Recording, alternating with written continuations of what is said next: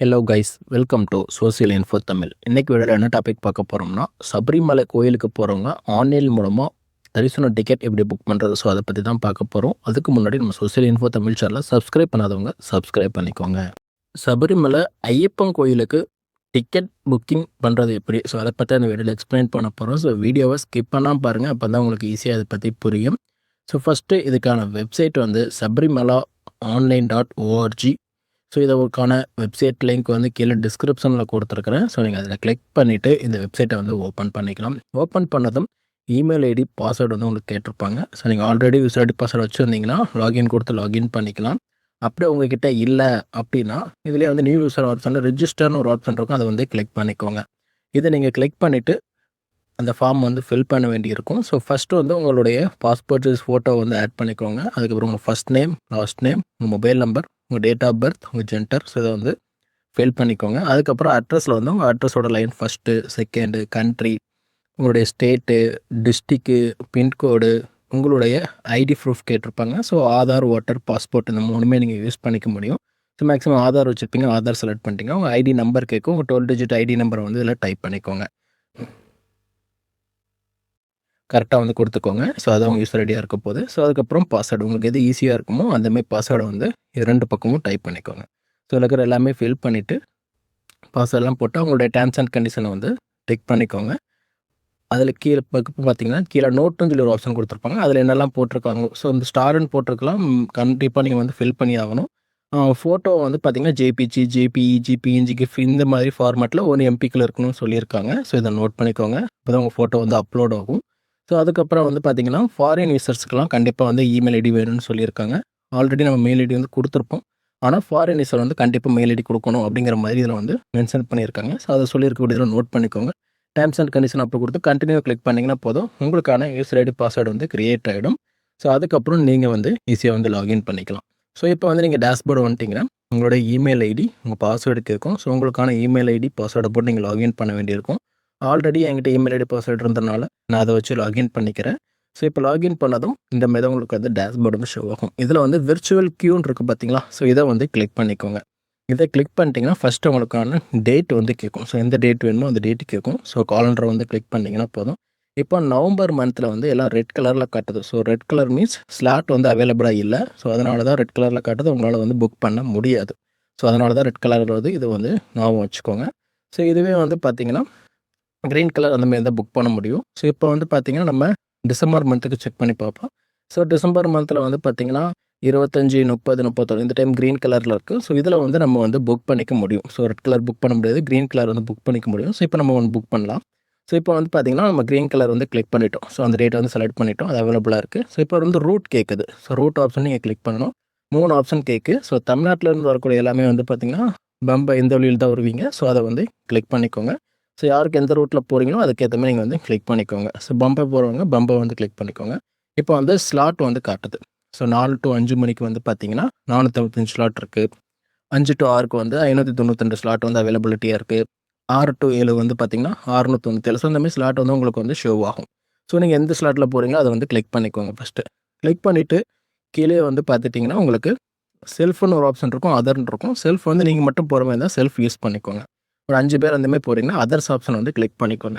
So இதுக்கப்புறம் நீங்கள் என்ன பண்ணணும்னு பார்த்தீங்கன்னா பில்கிரிம்ஸ் டீட்டெயில்ஸ் வந்து கேட்கும், அதை வந்து நம்ம ஃபில் பண்ண வேண்டியிருக்கும். ஸோ இதில் வந்து செலக்ட் பில்கிரிம்ஸ், ஆட் பில்கிரிம்ஸ் சொல்லி 2 ஆப்ஷன் இருக்குது. நம்ம ஆட் பில்கிரிம்ஸ் வந்து செலக்ட் பண்ணிக்கோங்க.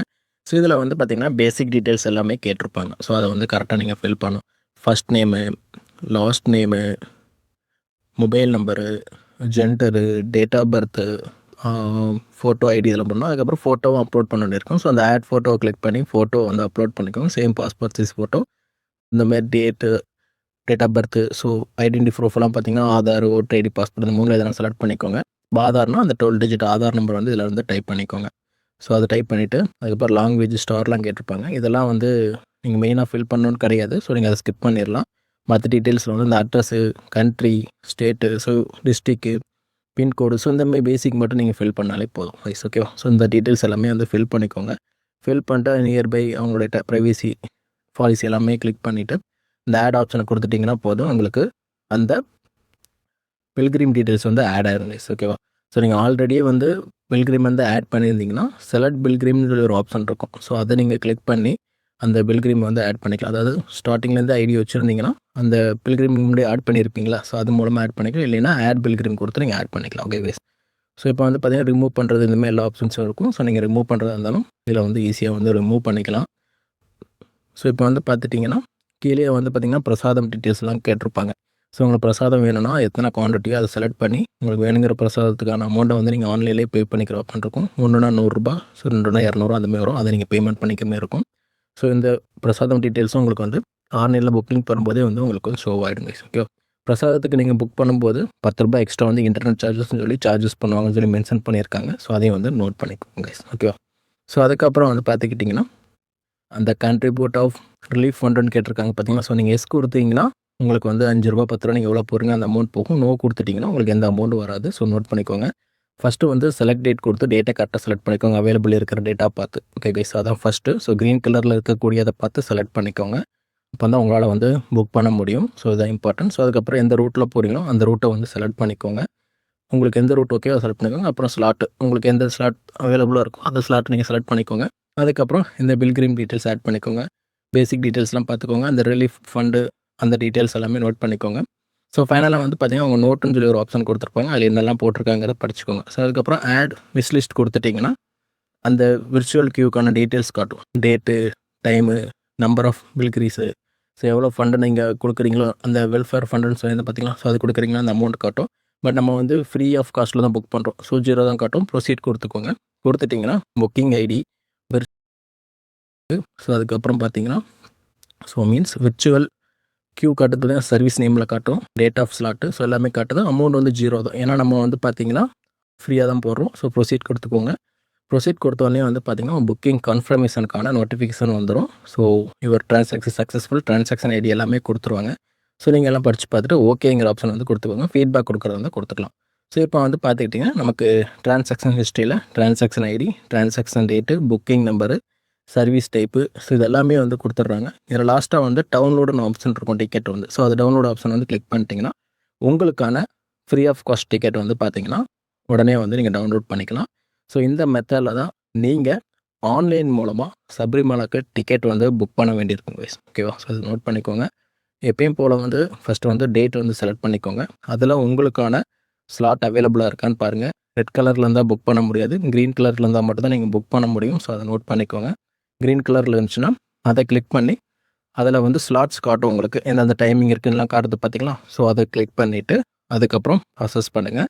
உங்களுடைய பேசிக் டீட்டெயில்ஸ் எல்லாமே கேட்கும். எல்லாமே ஃபில் பண்ணிக்கோங்க. அப்போ தான் வந்து நீங்கள் வந்து டிக்கெட் புக் பண்ண முடியும்.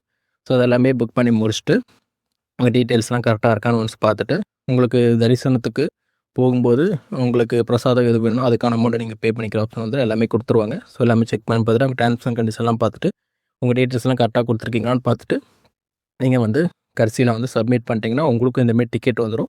இதை வச்சு நீங்கள் வந்து சபரிமலைக்கு வந்து கோயிலுக்கு வந்து போய்க்கலாம் கைஸ். ஓகேவா? ஸோ கைஸ் இது ரிலேட்டடாக எதுவும் டவுட் இருந்துச்சுன்னா அது கீழே கமெண்ட் பண்ணுங்கள்.